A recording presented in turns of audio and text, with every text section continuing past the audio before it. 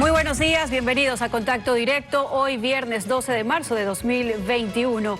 Manifiesto de excandidatas a la vicepresidencia de la República. Un llamado a la convergencia, a los acuerdos políticos por el bienestar del país. Ya lo conversamos con María Sara Gijón, excandidata a vicepresidencia de la República por la Izquierda Democrática. Hola Lenin, buen día, te reintegras luego de unas merecidas vacaciones. Samantha, amigos televidentes, buenos días, así es, de vuelta a las entrevistas en Contacto Directo. La opacidad en el manejo del plan de vacunación del gobierno, secretismos, listas VIP, falta de control. Más adelante con Esteban Torres, asambleísta reelecto por Tungurahua de la Alianza Cambio Partido Social Cristiano. La actualidad, los protagonistas, el análisis y la información en Contacto Directo.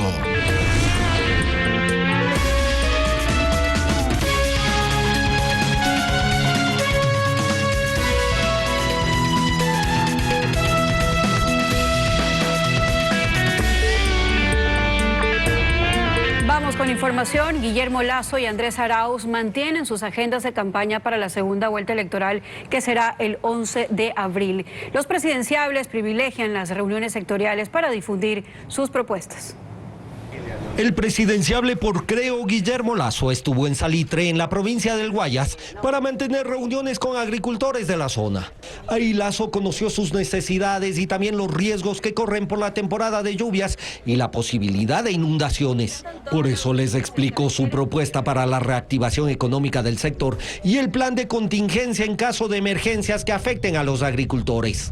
Crédito al 1% de interés y a 30 años plazo para los pequeños agricultores, para los pequeños ganaderos del Ecuador. También traeremos semillas gratuitas y de calidad. La condonación de deudas hasta determinado nivel a los agricultores, deudores de buena fe que por razones de la naturaleza, como el caso que usted señala, se ven impactados en su situación económica. El candidato presidencial del correísmo, Andrés Arauz, estuvo en Quito y durante la mañana mantuvo reuniones con la Federación Nacional de Choferes Profesionales. El presidenciable de la lista 1 criticó las políticas del gobierno en relación al transporte y recordó que durante el régimen del expresidente Correa los transportistas tuvieron las puertas abiertas de Carondelet. Por eso les ofreció modificar el sistema de puntos de la licencia de conducir, entre otras medidas. Para poder ganar puntos sobre la base del buen comportamiento, sobre la base de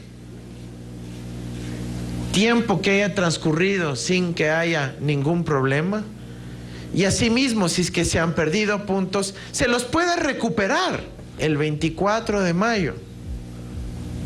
Y durante la duración de nuestro gobierno quedarán fijos los precios de los combustibles. Así, los candidatos presidenciales mantienen sus agendas previas al inicio de la campaña electoral de segunda vuelta, que oficialmente arrancará la próxima semana. Aquí no hubo nada de qué sorprenderse. Una vez más, un grupo de mujeres ha dado ejemplo de lo que debe ser la política y de la falta que hace una presencia más activa de ellas en este escenario. 5 ex candidatas a la vicepresidencia de la República por diferentes organizaciones dejaron de lado los bandos políticos y han hecho un pronunciamiento pensando solamente en el país. Eso que muchos reclaman, pero a cuenta de que no sucede, se piensa que es muy difícil, cuando en realidad puede llegar a ser un ejercicio bastante sencillo. Hoy nos acompaña la doctora María Sara Gijón Calderón, ex candidata a la vicepresidencia por la Izquierda Democrática. Doctora Gijón, buenos días y bienvenida a Contacto Directo. Buenos días, estimado Lenin, encantada de estar aquí con ustedes y obviamente saludo a todas las personas que nos están escuchando y nos están mirando también. ¿Qué es lo que se necesita en este país para que más de un político se ponga de acuerdo? Yo creo que se necesita voluntad. Yo creo que se necesita ganas de realmente trabajar en favor del país. Se necesita grandes objetivos nacionales y no los mezquinos intereses, tristemente muchas veces son los que priman.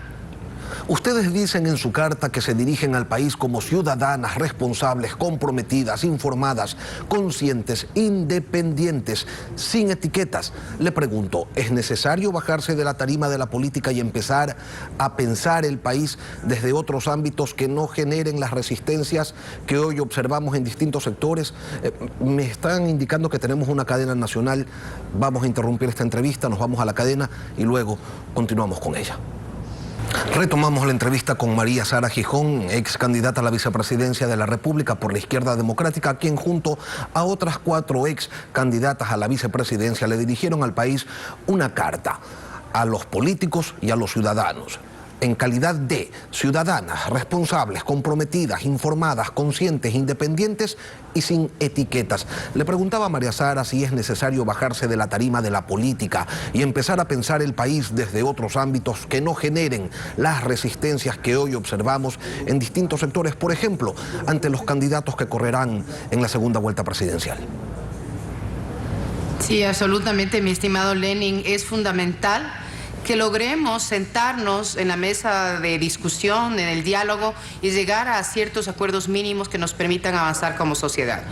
Efectivamente, yo he escuchado que ya hay varias agrupaciones de ciudadanos muy preocupados por los niveles de polarización a los que estamos llegando, enfrentando esta segunda vuelta electoral. Yo creo que es importantísimo que realmente no estemos con esta famosa idea siempre de estar refundando la República, sino de seguir construyendo sobre lo que ya se ha avanzado e ir corrigiendo todos aquellos temas graves que se tienen que corregir, porque si no, no vamos a poder avanzar. Doctora Gijón, queremos abordar los 5 puntos que contiene el manifiesto que fue suscrito también por Alexandra Peralta, candidata a la vicepresidencia con Gustavo Larrea, Ana María Pesantes, compañera de fórmula de Juan Fernando Velasco, Sofía Merino, binomio de Isidro Romero, y Verónica Sevilla, candidata junto a Guillermo Celi. El primer punto habla de transparencia. ¿Cómo se eliminan esas dudas que se generaron alrededor del proceso electoral y que, por cierto, vienen desde hace tiempo sin ser subsanadas? Bueno, en realidad nosotras ese punto 1 le hemos llamado transparencia. Efectivamente, uno de los temas que más preocupan hoy por hoy desde el punto de vista coyuntural es todo este proceso electoral. Sinceramente hubiéramos esperado que sea manejado de una manera totalmente diferente. Creemos nosotros que es fundamental que haya absoluta transparencia en todo. Sentimos los ciudadanos y las ciudadanas del país que no es así. En ese sentido, hacemos este exhorto al Tribunal Contencioso Electoral también para que se transparente de manera eficiente y se verifique quiénes son realmente los verdaderos, digamos, los números verdaderos hacia esta segunda vuelta. Pero no solamente tiene que ver con el tema electoral, Lenin. Bueno, qué bueno que justo cayó digamos, lo que nos dijo el ministro de Salud. Yo creo que es importantísimo efectivamente verificar que haya una absoluta transparencia y eficiencia en el tema del plan de vacunación, por ejemplo. Pero la transparencia electoral, María Sara, ¿ustedes consideran que se daría siempre y cuando se disponga la apertura de todas las urnas? Ese es nuestro pedido. Efectivamente, consideramos que más allá de los temas estrictamente legales hay un bien mayor, que es el del país, y también evidentemente hay normativas constitucionales que dicen que todas las instancias tendrán que hacer todo lo posible para que la transparencia sea la que prime en todos los actos, y en este caso en el ámbito electoral. Ustedes dicen en esta carta que para fortalecer la democracia se deben consolidar todos los acuerdos de gobernabilidad que el país requiere. El próximo martes arranca oficialmente la campaña electoral para la segunda vuelta y, contrario a lo que ustedes plantean, lo que se espera es precisamente aquello a lo que usted se refería hace un momento, una profunda polarización en el país. ¿Cuáles son los cambios que tienen que desarrollarse para llegar a ese escenario ideal que ustedes proponen, el de los consensos, y que se avisora muy difícil en el futuro porque quien quiera que gane la presidencia no tendrá mayoría legislativa? Y allí donde ustedes, por ejemplo, ven la oportunidad de construir consensos, otros encuentran el escenario de los próximos bloqueos. Yo creo que un parlamento como el que vamos a tener ahora, una Asamblea Nacional con distintas fuerzas políticas que estarán ahí, obviamente, presentando sus distintas agendas legislativas, deberán llegar a aquellos acuerdos necesarios para esa gobernabilidad. Pero esos acuerdos tienen que ser absolutamente transparentes para la ciudadanía. En ese sentido, ¿qué es lo que nosotros proponemos también? Proponemos que justamente sea la Agenda 2030 y los Objetivos de Desarrollo Sostenible, de los cuales el Ecuador es suscriptor, y además lo elevamos en algún momento a política de Estado, sean esos los grandes objetivos que, aterrizados a la realidad nacional, nos permitan avanzar. Fíjate que el Ecuador ya tiene algunos pactos nacionales suscritos, muy interesantes: el Pacto Nacional de Economía Circular, el Pacto Nacional de la Bioeconomía Sostenible, un Pacto Nacional de la Formación Dual, para la Educación para el Desarrollo Sostenible, un Acuerdo Nacional para el acceso a la justicia en caso de violación de los derechos y de violencia de género. Yo creo que estos son temas que ya están avanzados, y a muchos actores sociales, culturales, económicos y políticos del país han suscrito estos acuerdos, pero ¿qué hay que hacer? Hay que llevarlos a los territorios, hay que crear las normativas y los entornos necesarios para que esto efectivamente aterrice en el día a día de las personas, que no quede solamente en unos lindos documentos que nadie después los revisa. Y yo creo que hay un pacto. Doctora, sí, ¿y usted observa en las candidaturas de Guillermo Lasso, de Andrés Arauz, que tengan incorporados en sus programas esos 17 objetivos y esas 169 metas que buscan erradicar la pobreza, las desigualdades, promover la prosperidad y también cuidar el medio ambiente? Digamos que si se lee los planes de gobiernos de ambos, ¿cómo se llama?, candidatos, que son los que parecería que van a terciar en la segunda vuelta, definitivamente no. Ellos no han incluido el tema de estos grandes objetivos mundiales, que después habría que aterrizarlos a la realidad nacional. No están en su entera complejidad y sistema, porque es un verdadero sistema que incluye los temas de las personas, del planeta, de la prosperidad, de la paz y de, obviamente, las alianzas que se necesitan. Doctora no están Gijón, en ninguno de los dos programas. Hablemos de los derechos de las mujeres. ¿Qué es lo que se necesita para que el Estado impulse de manera efectiva la participación y la defensa de estos derechos? Bueno, el Estado es muy complejo, ¿no? No es solamente el Ejecutivo, también está el Judicial, está el Legislativo. En ese sentido, desde el punto de vista del Ejecutivo, se necesita definitivamente decisión política y capacidad de gestión. Se necesita dotar de los recursos financieros y humanos para que todo lo que está en la Ley de Prevención y Erradicación de la Violencia de Género en contra de las mujeres se aterrice nuevamente a los territorios. Se necesita una adecuada coordinación desde el Ejecutivo con los gobiernos autónomos descentralizados, que es en donde las juntas de protección tendrán que hacer su trabajo, con personal médico, personal jurídico, personal psicológico, para brindar este apoyo. Necesitamos también una policía formada. No puede ser que cuando una mujer va a hacer una denuncia en caso de algún acto, digamos, de abuso sexual o de abuso físico, etcétera, lo primero que le pregunten es: ¿y usted cómo estaba vestida? ¿Y usted dónde estaba? ¿Y usted qué le dijo para que le pegue? O sea, este tipo de cosas no pueden seguir sucediendo. Se revictimiza a la víctima una y otra vez. En la Asamblea Nacional también se necesita tener una agenda legislativa en favor de las mujeres. Este es un tema en donde todas las fuerzas políticas, sobre todo las que tienen mayor nivel de representación, tendrán que llegar con una agenda legislativa en favor de los derechos de las mujeres, pero no solo, de los niños, de las niñas, de los adolescentes, de las personas de la tercera edad, de las personas LGBTI y obviamente de las personas con discapacidades. Prevenir la violencia, combatir la violencia, erradicarla, es otro de los pedidos que tienen ustedes. Solucionarlo requiere de una intervención integral que pasa por todos los escenarios de la sociedad. En los planes presentados, una vez más se lo pregunto, doctora Gijón, en las ofertas de campaña, ¿encuentran ustedes ese abordaje completo al problema, transversal, o solamente tenemos ofrecimientos puntuales? No veo en ninguno de los programas de quienes terciarían en la segunda vuelta un programa integral. Sé que están ahora ya preocupados por el tema porque se verificó en la primera vuelta que un gran porcentaje de la población, muchísimas mujeres y las organizaciones de mujeres, obviamente votaron por aquellos de nosotros que sí teníamos planes específicos. Yo creo que ya es el momento de que como país nos sentemos seriamente a identificar cuáles son los temas que se necesitan, por ejemplo, para combatir al crimen organizado, para combatir al narcotráfico, que realmente es muy complicado, para combatir la violencia de género, para combatir la violencia en contra de nuestras niñas y niños, que inclusive se produce en las unidades educativas. Bueno, hoy no, porque no estamos todavía yendo a clases, pero en los mismos hogares. los mismos personas que deberían estar cuidando de nuestros niños son los primeros que los violentan. Yo creo que como sociedad debemos decir algo estamos haciendo mal. No puede ser que sigamos en estos niveles de violencia en donde la gente hoy por hoy tiene terror, inclusive de caminar por las calles en ciertas horas y en ciertos lugares, porque evidentemente los niveles de inseguridad se han disparado también.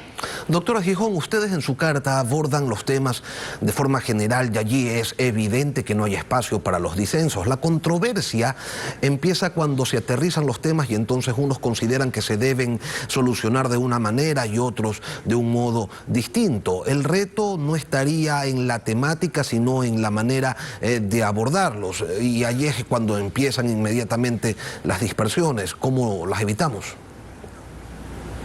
Nuevamente, yo creo que si se tienen grandes objetivos nacionales, si se tiene capacidad de diálogo, de llegar a esos consensos mínimos fundamentales, yo creo que es posible. ¿Qué tenemos que hacer? Tenemos que tener unos lineamientos específicos dentro de cada una de estas temáticas y nosotras en los próximos días haremos llegar ya un documento con mayor nivel de detalle, porque obviamente esta fue primeramente una carta abierta en la que identificamos los ejes. Dentro de pocos días presentaremos ya un documento un poco más detallado justamente sobre lo que nosotros proponemos a las organizaciones políticas y a la ciudadanía en general. ¿Y esto será solamente una propuesta o también es la expresión viva de su predisposición a participar en la construcción de esos consensos? Totalmente, absolutamente, tenemos absoluta disposición, como dice usted, a hacer de alguna manera esa tercera vía que busca la unificación de los distintos actores, la colaboración, la cooperación, para que desde los distintos espacios y momentos y sectores realmente podamos lograr esa unidad y sobre todo resolver los grandes dramas del país. Mira, ¿cómo puede ser que el 30% de nuestros niños de 1 a 5 años sufra desnutrición crónica infantil y se llega al 50% en la ruralidad? Eso por darte unos datos espeluznantes. De ahí el tema, obviamente, del desempleo y del subempleo y de la pérdida de empleo. Es realmente complicado. Tenemos solamente 2 de cada 10 personas de la población económicamente activa en el Ecuador tienen empleo digno y empleo pleno. Tenemos que trabajar en esos temas: emprendimiento, innovación, capacidad de gestión pública, gobierno abierto. Es decir, hay tantos temas, Lenin, realmente me faltaría los minutos para contarte, pero yo creo que lo que tenemos que hacer, y los medios de comunicación, ustedes son nuestros grandes aliados para poder comunicar todos estos temas y poder llegar a estas mesas de diálogo que son fundamentales. Ya tendremos oportunidad para seguir conversando en detalle sobre las propuestas que realiza este colectivo de mujeres, de políticas, de ex candidatas a la vicepresidencia, que le realizan a los candidatos que buscan llegar al poder y por supuesto también a la ciudadanía. María Sara Gijón, ex candidata a la vicepresidencia de la República, gracias por acompañarnos esta mañana aquí en Contacto Directo. Muchas gracias a ti. Buenos días. Vamos a una pausa y al volver en Contacto Directo, pedidos de información sobre el plan de vacunación contra el coronavirus que lleva adelante el gobierno. Ya regresamos con Esteban Torres, asambleísta reelecto de Cambio PSC. A estas alturas ya a nadie le queda duda de que el manejo del plan de vacunación del gobierno ha estado lleno de irregularidades, privilegios e improvisaciones. Sin embargo, el obtener información oficial que permita ratificar aquellas presunciones se ha convertido en el trabajo más difícil de todos. A esta hora nos acompaña el abogado Esteban Torres, legislador de la provincia de Tungurahua por Tiempo de Cambio y el Partido Social Cristiano, reelecto para un nuevo periodo. Esteban, buenos días, bienvenido a Contacto Directo. Buenos días, Lenin, a las órdenes. Usted solicitó al ministro de Salud, Rodolfo Farfán, que le entregue la lista íntegra de los ciudadanos que han sido vacunados hasta el 9 de marzo y hace un énfasis especial en aquellos que no forman parte del personal médico o administrativo de los centros de salud. ¿Le dieron ya alguna respuesta? Bueno, yo he venido insistiendo con el exministro de Salud para que me entregue información sobre el plan de vacunación, el destino de las primeras 8.000 dosis, porque al menos a mi provincia, la provincia de Tungurahua, llegaron únicamente 200, siendo la quinta provincia más afectada, y situaciones similares se han dado en el resto de provincias del Ecuador.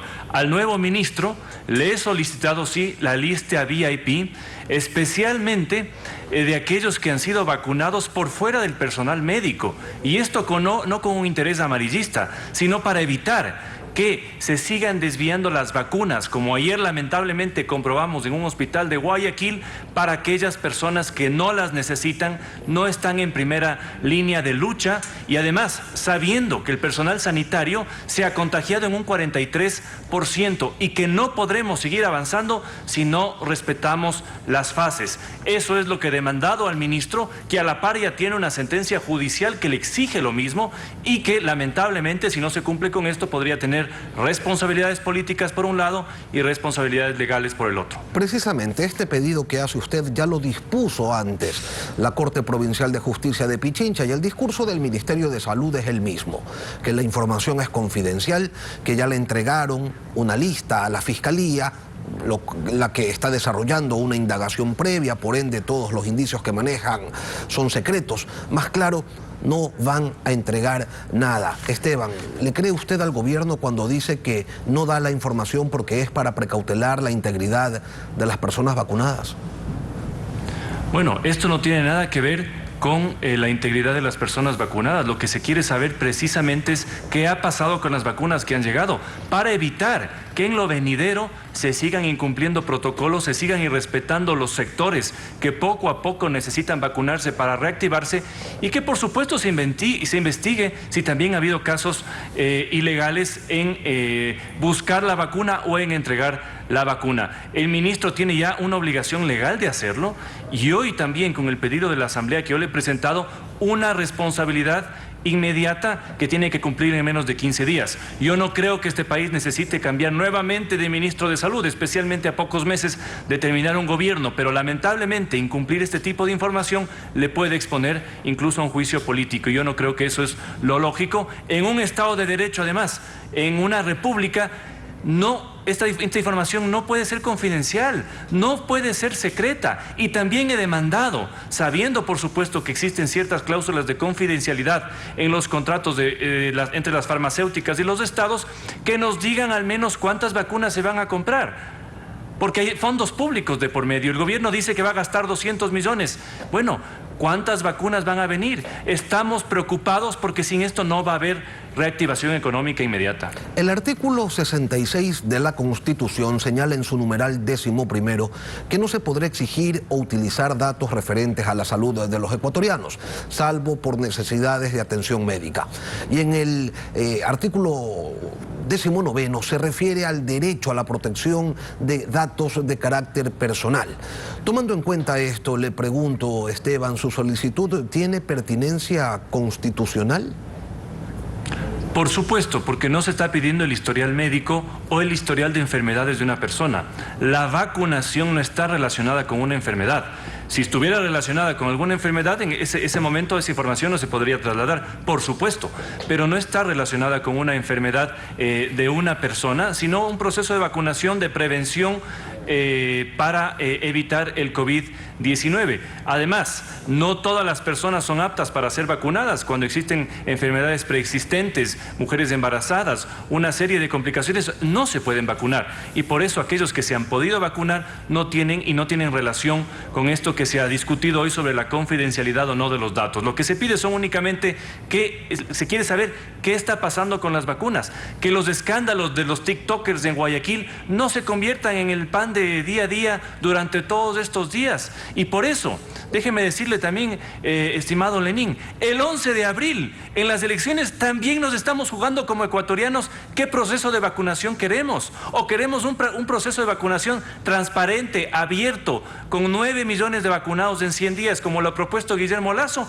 o queremos el proceso de vacunación a la venezolana, a la argentina, en donde están vacunando a los amigos políticos de los grupos políticos y con una opacidad que es realmente lamentable. Así que todo esto está en juego, especialmente sabiendo, como ha dicho el ministro, que desde mayo ya empezaría la fase de vacunación a la sociedad civil una vez que se cumplan con los grupos estratégicos y de primera línea de combate a COVID. El gobierno cierra puertas a la solicitud de los municipios para que se les permita adquirir vacunas. o a las incompetencias de las autoridades centrales que evidentemente no logran conseguir un número adecuado de dosis para que el plan de vacunación avance. Vemos a los países vecinos y nos damos cuenta de que la tarea en el Ecuador no se la hizo de mejor manera que en otros lugares. ¿Debe la ciudadanía quedarse tranquila ante esa conducta monopolizadora y de silencios que se quiere implementar, declarando reservado y confidencial todo lo relacionado a la vacunación, como en los tiempos del correísmo, en los que todo se declaraba de interés nacional e inexpugnable en la República del Secreto? Es que ese es el problema, la falta de transparencia, y las personas, los ecuatorianos, luego de vivir el peor proceso de putrefacción del Estado con el reparto de hospitales, con la mala gestión de la pandemia en el Ecuador, en donde se robaron hasta en las fondas de cadáveres, hoy esperaba algo distinto, esperaba transparencia en el proceso de vacunas. ¿Por qué no podemos hacer el proceso de vacunación como los chilenos, en donde los medios de comunicación han tenido acceso en todo momento a la información, según lo dijo el propio ministro de Salud, y tienen hoy el proceso más exitoso de vacunación? Por eso exigimos transparencia, honestidad, firmeza y sobre todo capacidad. Yo no puedo entender cómo este gobierno no ha sido capaz de gestionar vacunas como sí lo han hecho otros gobiernos, y por eso yo fui uno de los primeros que dije que se abra la importación de vacunas a los GATS, a los hospitales, a quien sea. Es cierto que hay una disposición de las farmacéuticas de negociar directamente con los estados, pero yo prefiero tener a 500 personas, a 600 personas llamando diariamente a ver de dónde puede sacar más vacunas, a esperar que 5 o 6 funcionarios del ministerio nos entreguen las vacunas que consigan por goteo, como ha sucedido hasta ahora, lamentablemente. Esteban, usted está también solicitando que se le entregue la documentación relativa a los contratos, acuerdos y convenios firmados con toda entidad farmacéutica para la adquisición de vacunas. ¿Cuál es su sospecha? Hay que transparentar esos contratos, sin duda, porque entre otras razones es necesario conocer el valor de estas adquisiciones, porque ese es uno de los costos de aquello a lo que usted hacía referencia, la recuperación económica del Estado. Ese sentido preponderante de opacidad por parte del gobierno puede tener alguna buena intención. A ver, es cierto que en los contratos exigen las farmacéuticas cierto tipo de confidencialidad, especialmente en el precio, porque hay precios diferenciados en la negociación para países del tercer mundo y países del primer mundo. Pero ¿qué es lo que se está solicitando? Queremos saber cuántas vacunas han negociado, cuándo van a venir, un precio estimado también, que si no lo dan ahora, lo podremos deducir luego. Porque si se gastan 200 millones de dólares, que yo entiendo no se están gastando los gastos reservados, sino que es del presupuesto, y llegan, por ejemplo, 2 millones de vacunas, podemos ya saber a qué precio se compró. Pero yo lo que espero es que esta información se traslade en lo posible ya a los ciudadanos, ya a los medios de comunicación. Aquí no hay nada que esconder, queridos amigos. Es un proceso complejo. La tarea del ministro, la tarea del gobierno no es una tarea fácil. No hubiera sido fácil para nadie. Pero por eso la transparencia, otorgar los documentos, permitir la discusión, saber y dejarnos tranquilos de que no van a haber más vacunados VIP cuando todavía faltan los médicos que están en primer nivel. Yo le aseguro que en ese video que circuló ayer en redes sociales, en donde se vacunaban estos 2 jóvenes, los militares que les abrían la puerta no estaban vacunados. ¿Qué mensaje estamos mandando entonces a las fuerzas del orden, a los médicos, a los enfermeros, a los camiseros, de que hay personas que se vacunan antes con información opaca y que ellos todavía tendrán que esperar? Por eso, la transparencia es lo que puede en este momento darle tranquilidad a los ecuatorianos. Hago ese llamado comedido, no amarillista, a que los funcionarios cumplan estos pedidos de información y trasladen a la Asamblea, a la justicia y a los ciudadanos todos los datos sobre el proceso de vacunación. Esteban Torres, asambleísta reelecto por Cambio, Partido Social Cristiano en la provincia de Tungurahua. Gracias por acompañarnos esta mañana aquí en Contacto Directo. Gracias, Denis. Bien, despedimos así Contacto Directo. Como siempre a ustedes, gracias por la fiel sintonía. Lenin, que tengas un excelente fin de semana. Y que tengan todos también un buen fin de semana. Nos volveremos a encontrar el próximo día lunes. Hasta entonces.